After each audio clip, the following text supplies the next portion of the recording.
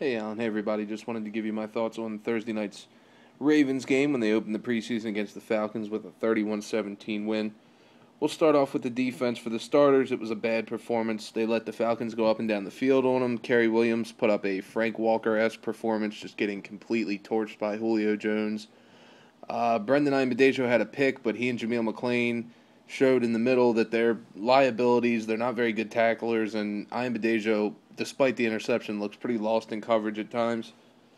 The Ravens really need to realize that Donnell Ellerbe is probably the future there with Ray Lewis. Also, Pernell McPhee didn't really stand out. He wasn't very impressive, so that's kind of disappointing considering that he was very good last year.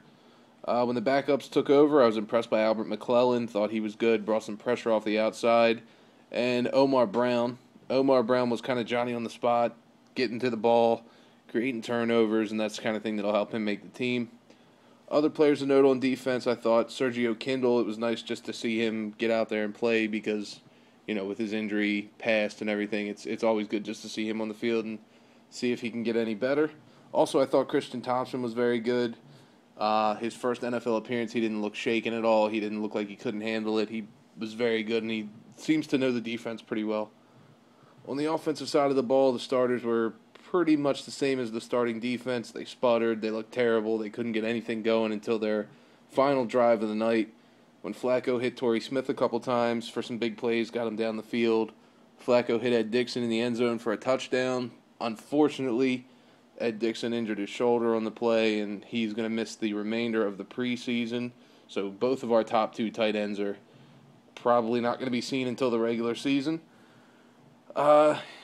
Gino Gradkowski really was not very impressive at all. He got the start in place of Matt Burke, and he just looked completely overmatched by NFL linemen. And in the preseason, the starting D linemen for the Falcons aren't really giving you what they would give you in Week 8 of the regular season, and they were still blown by him with pretty much relative ease.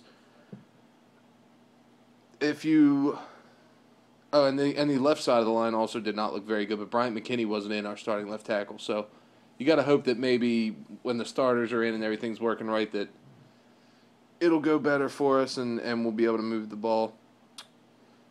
If you listen Thursday night, I gave you some players to watch for. Both of them were backups. I told you about a guy named Bobby Rainey, a running back from Western Kentucky, and a guy named Deontay Thompson, who's a wide receiver from Florida.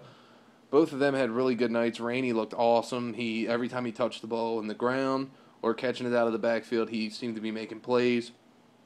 And he also showed some flashes of punt returner.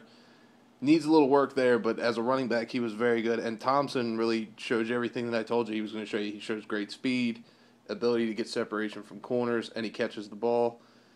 He probably could have had 2 touchdowns in that game, but Curtis Painter threw the ball a little late to him on one, and he ended up out of the back of the end zone before he could catch it. Speaking of Curtis Painter, I thought he really did well. You would expect a guy who was a starter last year to excel against second and third stringers, and that's what he did. He played extremely well, moved the offense up and down the field, really got things going for us. After one preseason game, I'd have to say he's probably got the edge for the number 2 position because Tyrod Taylor didn't really look like he had progressed much from last year when we saw him in the preseason. That's not a good sign. You got to progress from year to year, especially if you're a number 2 guy. He kind of looked the same. When things break down, he can make plays with his legs, and that's really what keeps him as a valuable asset. That's why I think the Ravens will keep 3 quarterbacks this year. I think they'll keep Flacco, Painter, and then they'll keep Taylor around because you can do things with him. You can create certain offensive packages to use his abilities and get more out of him than you can out of Curtis Painter, who's just going to drop back and throw the ball. Other really good performances, I thought Ramon Harewood looked really good at left tackle when he came in. If he could stay healthy, he'll be a good depth lineman for us. I also thought Tommy Streeter and Laquan Williams looked well. And Billy Badgema looked really good, and we're going to see a lot of him because he is pretty much our best healthy tight end now with Pitta and Dixon out.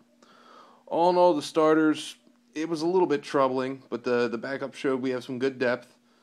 And the only big injury loss was Ryan McBean, a depth lineman.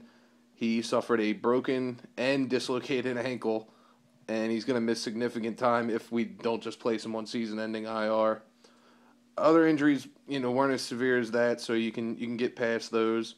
For preseason game 2, We'll hope our starters look better, depth players continue to progress, and we avoid any more injuries. And for I-295 Sports, I'm Kevin Thomas.